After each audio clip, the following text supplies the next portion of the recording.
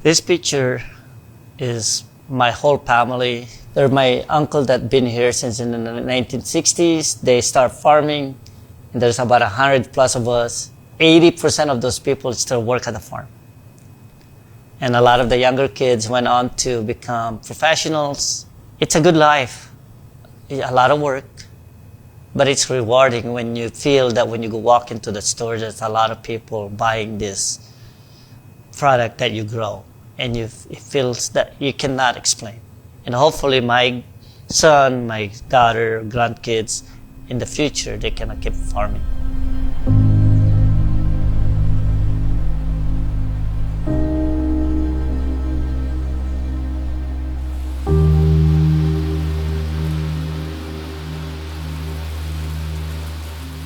I've been doing this for 40 years. My neighbors, I see a lot of them are going broke. Apples, cherries, there's no one in the farm industry are making any money. And the sad thing is, we work so hard, but it's not how we farm, how we work. The cost of farming is so expensive. We almost lost the farm.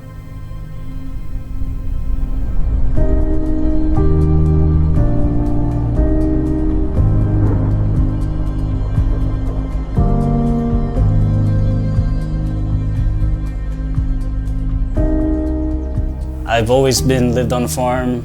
I'm 30 years old, so you could call me, I've been working for 30 years myself. Long story short, my family immigrated here, and they've been here for about 40 years now. So when they arrived here from the Philippines, they didn't have much in their pocket. The very next day, they're in the fields, picking vegetables, packing produce, and 40 years later, they built this massive warehouse that distributes to Walmarts, Kroger's, and Safeways throughout the Northwest and throughout the United States. When you're an immigrant, what we did, we tried to survive, tried to adjust from the Philippines to America's lifestyle. We started working and, tried to bring some money to the family, tried to survive. A lot of it, we got lucky. Maybe lucky and hard work, a good combination.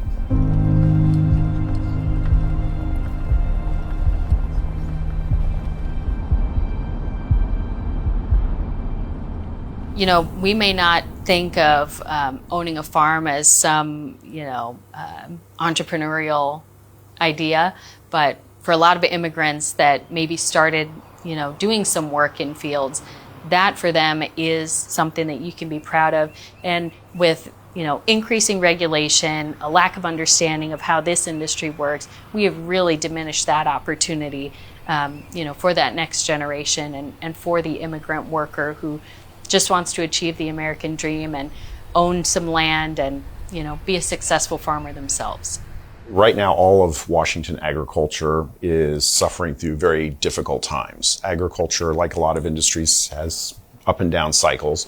And right now, just about every product in the state is experiencing down cycle. And that puts a lot of pressure on growers and workers. A lot of growers right now are sustaining significant financial losses and are wondering how long they can afford to do so before they stop farming. So 40 years later, we're still here. We now farm about 1,900 acres. We employed 300 plus employees. It's been good.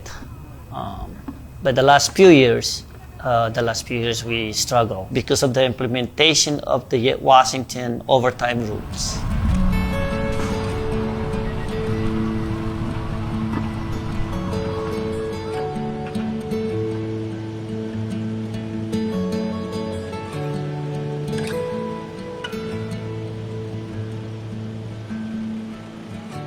No creo que esté funcionando el overtime. No puedo seguir trabajando aquí.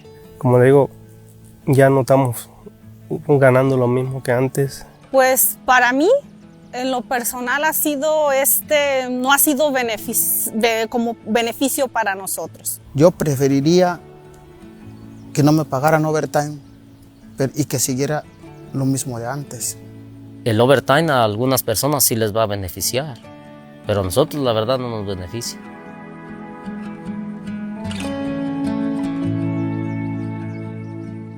2021, our payrolls between 5 to 5.5 million. 2022, it went up to close to 7 million. 2023, it went up to 8.6 million. See the progression of the change. The farm was in the red for almost 2 million, 2023.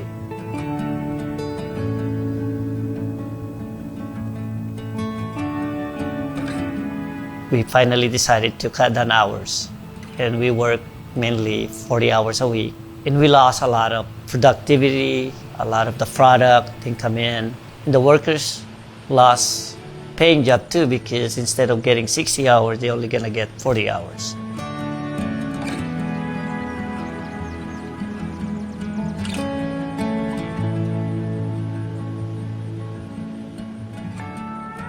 When a lot of these proposals come out and bills first get passed, they all seem like great worker benefits, right? And who doesn't want a worker to have more or benefit more and get more out of their occupation and their job?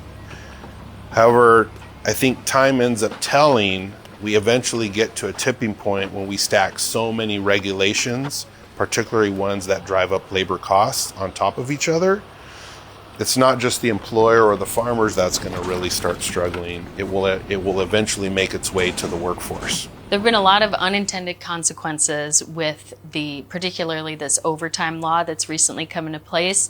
I think the intent was probably well-meaning, wanted to give workers more money.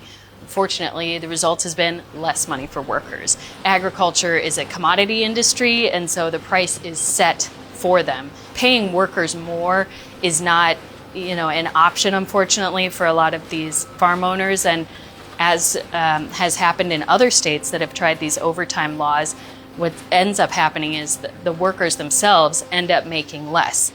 Labor is just something that so needs to be studied in terms of the right way to protect the labor, which is doing such, by and large, a hard and good job. When we can figure things out in terms of a decent work situation and a decent wage and a decent living situation, it's been a struggle to do it in a smart way. Washington is got very high standards across a number of fronts. Very high labor standards, environmental standards. It is not a cheap place to live or do business generally. And on top of that, we've been seeing really rapid rates of inflation in agricultural labor costs. For example, in the last decade in Washington apple production, we've seen labor costs increase by 127%, even as the overall economy labor inflation rate in the same period was about 30%. That's really not sustainable, and producers are really struggling in that environment. I want to be successful as a farmer. When we are successful, my workers have a job that they can depend on every year. Without them, I don't have a farm, because I cannot pick 1,800 acres of produce by myself. I have got to have people. We ask them to come and work 6 days a week. They come. We ask them to work 10 hours, 12 hours, they will do it. Because they expect that we need to get this produce be picked. We gotta pick them when they need them. And constant, it's 24/7.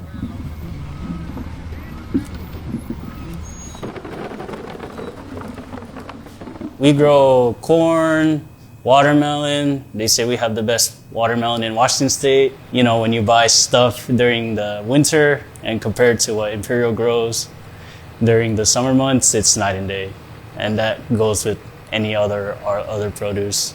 Peppers, variety of sweet and hot. We also grow pumpkins and asparagus. So our harvesting season starts in, I would say April, May, and we go all the way to October, November, and everything in between. If you could think of a vegetable or produce, Imperial's Garden grows it for you. If you are picking a crop, which will be spoiling if you do not harvest it that day, perhaps rain is coming or a frost event, or it's just going to become overripe, you do it now or you don't do it at all. A lot of agricultural work for that reason is very seasonal. And so that is a challenge for anyone trying to maintain employment in agriculture, because there just may not be year-round work available. It means they're often trying to get as much done as they can to earn as much as they can while the conditions are favorable, to take them through other parts of the year.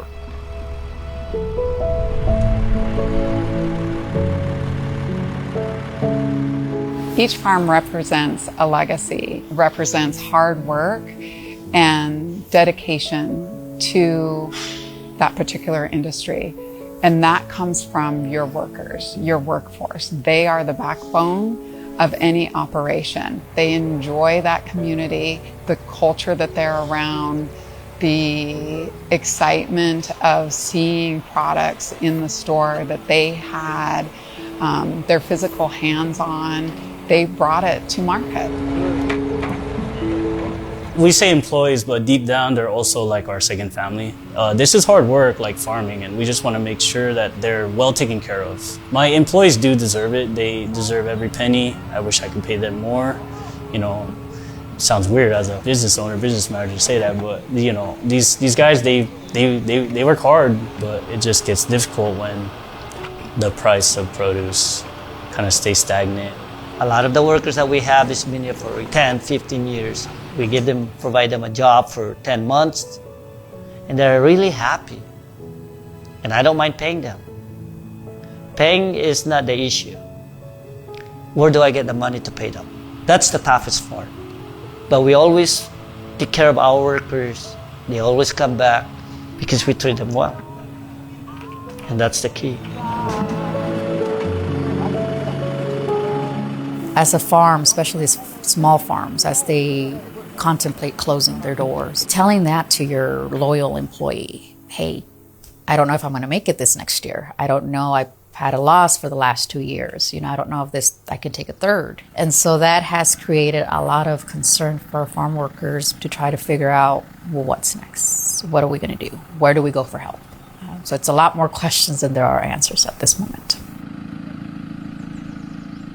Pues nosotros venimos a este país con la intención de trabajar y pues queremos aprovechar el tiempo de la estadía en este país para poder pues lograr cumplir nuestras metas, y para nosotros a veces entre más rápido mejor también. Para todas las personas que han trabajado aquí, realmente muchos andan renegando que se van a ir a buscar otro lado donde haya más horas. Entonces los más que hacen es de irse a buscar otro lado para poder sobrevivir. Otros años te dejaban meter las horas que más se pudiera o que pudieras trabajar, y ahora con estas nuevas reglas que ha habido, pues han acortado las horas, pues también nosotros nos tenemos que ajustar a ese presupuesto que llega a nuestro hogar por medio de nuestro trabajo.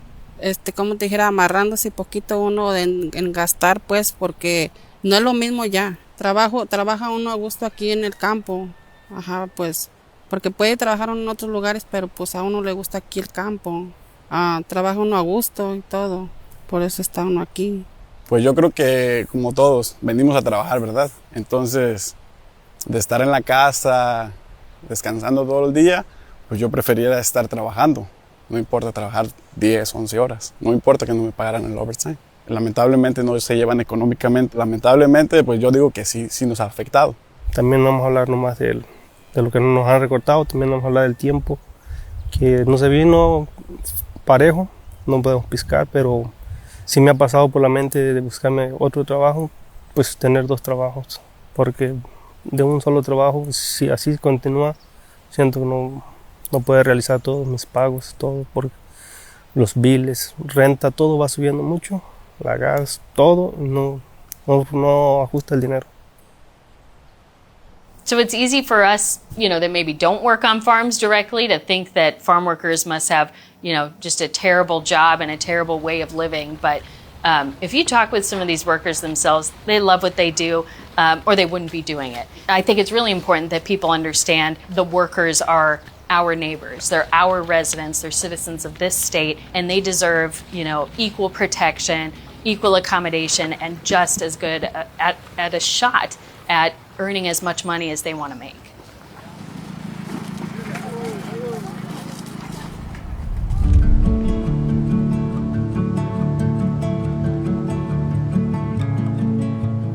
So growing up, there was a lot of other farmers around us and orchardists, but within the last couple years or so, when overtime came, a lot of them had to shut their doors because your profit margins are so minimal already. You're into debt or you're into so much money even before the produce even pops up from the ground, you know, from the greenhouse to the diesel, to the drip tape, to the water, land leases. I mean, you're in for so much money and you're just hoping that the produce you put in the ground produces enough for you to cover the bills. We are one of the largest row crop grower in the Northwest. We sell to a lot of the grocery stores, chain all over the Northwest. You cannot just say, go to store, say, I want $30 a box of zucchini. They can say, Manny, I can go to Mexico and get it for $8. It's pretty tricky. And that's why it's sad. Because they can go to Mexico with a labor of $12 a day to $15 a day. I'm paying that just 1 hour. That's a big difference. We need to have a better handle of what goes into farming, because you only need to talk to farmers to realize how they struggle, not just with labor, but with regulations as well, especially conflicting and sometimes meaningless regulations. Unless the consumer and policymakers can understand the resources that are needed and the cost of those resources, we are not going to understand why food costs the way it is, and we will be getting our food from other countries. For the first time ever 2 years ago, the United States had a trade deficit for fresh fruit and vegetables. We don't have control of what's happening in these foreign countries and at these foreign farms and how that fresh produce or that beef or that vegetable is being produced. While I think us as a United States society want to make sure our fellow person, our neighbors are all being taken care of and they have a good, safe, healthy workplace and good benefits as a U.S. citizen and U.S. worker, it's like we're over-regulating ourselves to such a point that we're going to tell the world, well, why don't you guys just feed us, because we've basically shut down our own ability to feed ourselves. The viability of farms in Washington rely on being able to adapt and maneuver the stresses that go into farming practices, adapting to regulation, adapting to technology. Do they have the resources to sustain that? And the stress of supporting not only your farm, but your workers. Do you have a job for them to come to tomorrow? Is a big worry for a lot of producers in our state.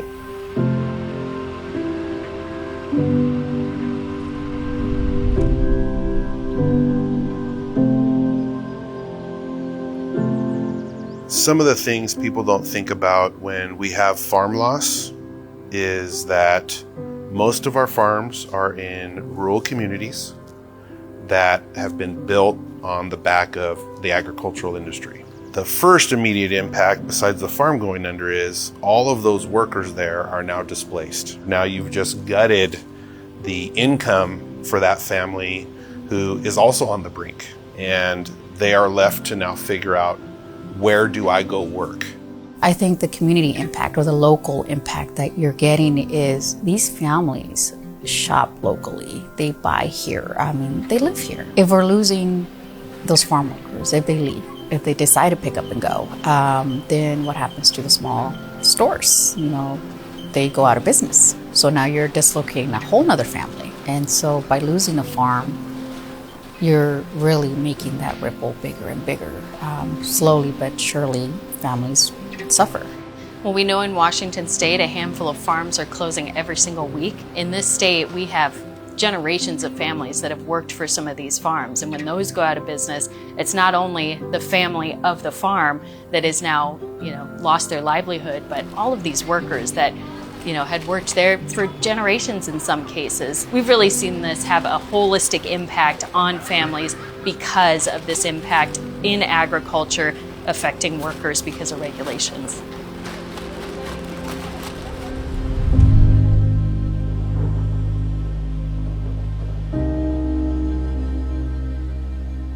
En este tiempo quería comprar una casa aquí, un terreno, pero pues con esta Ahora de que nos afectó de overtime, pues ya no se puede porque no voy a poder dar los pagos de la casa o terreno que compre.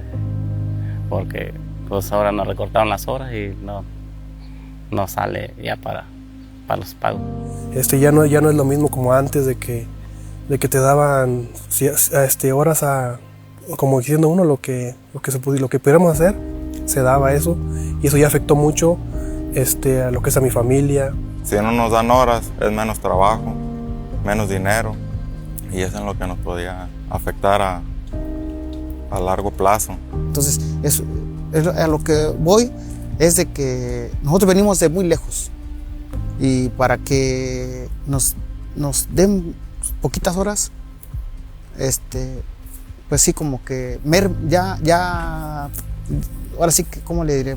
Mermó todo. Yo seguiría trabajando normal, pero no quiero el overtime. En tiempos atrás ellos venían, trabajaban muchas horas, llevaban más dinero para su casa. Pero si sigue siendo todo así, ellos van a trabajar menos y van a llevar menos dinero para su casa. El trabajo lo va a hacer, pero los afectados van a ser nosotros, los trabajadores.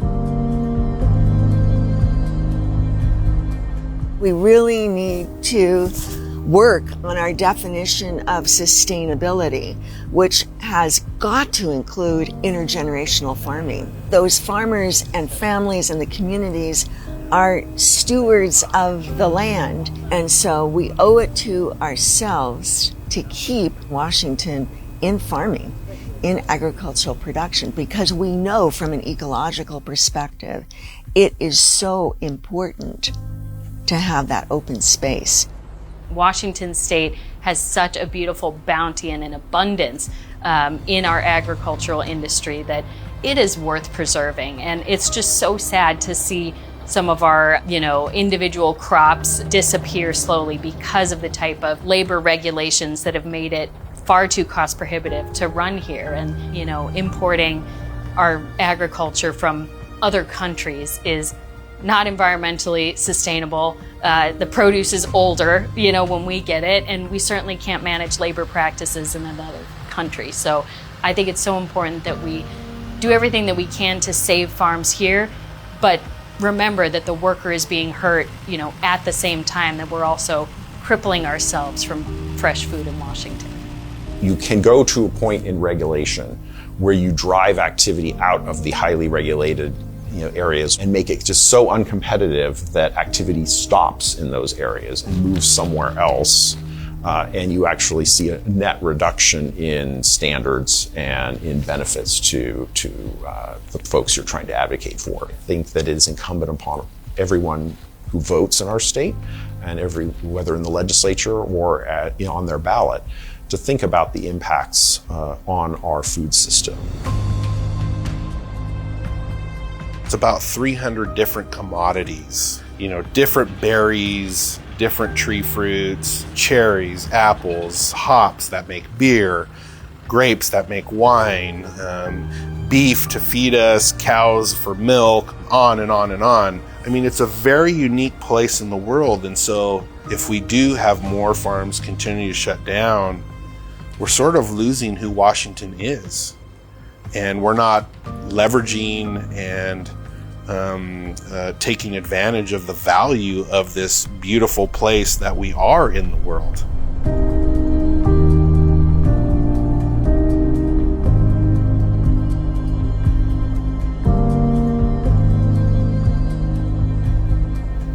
The worst thing we could do is we close our doors, because it's not just closing the doors on the owners, but it's also closing the doors on 350 other families, employees that we employ, so we're doing our best not to, but in case the government of Washington increases this, decreases that, then as a plain and simple, it's hard to stay in business when you're always red, always trying to play catch up. That's the hard part. We've been here for 40 years. If my family farm shut down, you lose 350 people job-wise. You lose the fresh local produce, 500 million pounds. So I believe that our legislator or our government and the state should figure out how can they balance it. Less burden, less regulation, what is fair for the workers and what's fair for the owners of the ranch or the farm. And I think that's a win-win for everyone. Because there's no one get rich. We're just providing food, works, and hopefully my family and I still keep going until, retire from the farm. So.